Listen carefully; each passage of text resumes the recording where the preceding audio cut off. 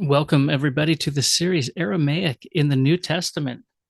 In this series, we're going to be looking at the different phrases in Aramaic that are used throughout the New Testament in any language translation of the Bible and explore what's going on with those phrases. This is part one, the healing of Jairus' daughter. This can be found in the book of Mark, chapter 5, explicitly verse 41. So Mark 5:41 reads something like this, and I chose the RSV translation, the Revised Standard Version. It's a really good translation to use. There's a bunch of different ones. They all pretty much say the same thing for this verse. There is some variance, which we'll talk about in a moment.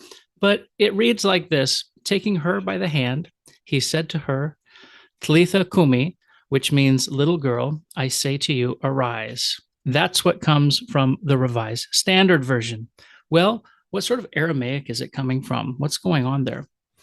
In English, and of course, this probably applies to different language translations as well, but among the many different English translations, you may see the Aramaic transliterated in a number of different ways.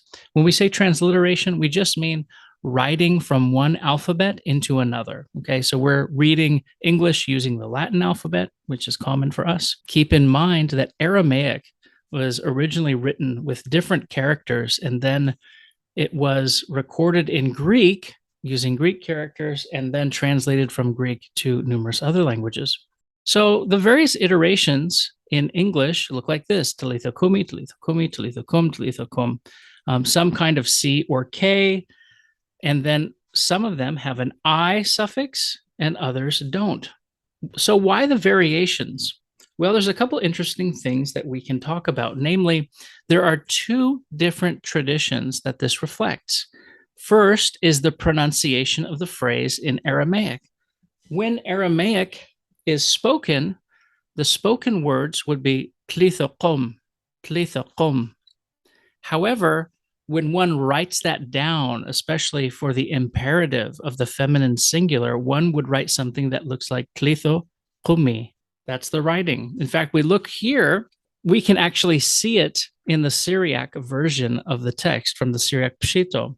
Now, Syriac is another name for Aramaic. It's actually a type of literary Aramaic from the city of Edessa, which is in southeast Turkey, that produced probably the largest amount of Aramaic documents. And so Syriac is extremely important. It's an ancient attestation of Aramaic.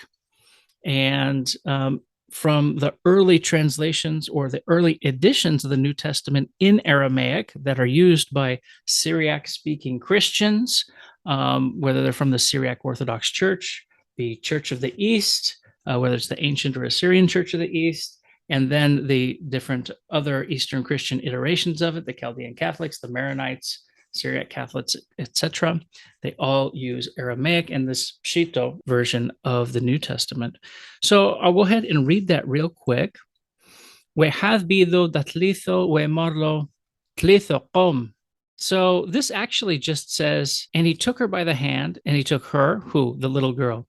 And he took the little girl by the hand, and he said to her, girl, arise. Girl, get up. Something like that. You'll notice in the English translation says, taking her by the hand, he said to her, Talitha Kumi, which means, little girl, I say to you, arise. And that's interesting because in the English and thus the Greek editions, there's a lot more information than actually the Aramaic. The Aramaic just says, and he took the girl by the hand and he said, girl, get up.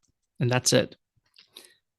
So actually, the Aramaic here seems to be important for the Greek translations of the Bible. And it makes you wonder if this was a common command, or if people used this commanding language when they would do services in the ancient world, how much they would use the Aramaic language as part of that process.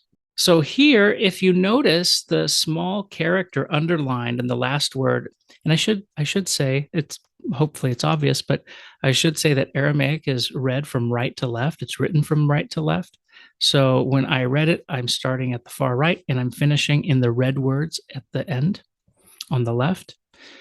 And if you notice the small character that's underlined as the last word, it's the furthest to the left, that is the character yod, which lets us know that this is a second feminine singular imperative. And we know that in the writing, and we presume, as you know, we can tell from other languages like Hebrew or Akkadian, that these feminine endings were pronounced at different points. But we know that Aramaic has these little lines that they write underneath um, certain letters that are talcanoio, or they are dropped, they're lost.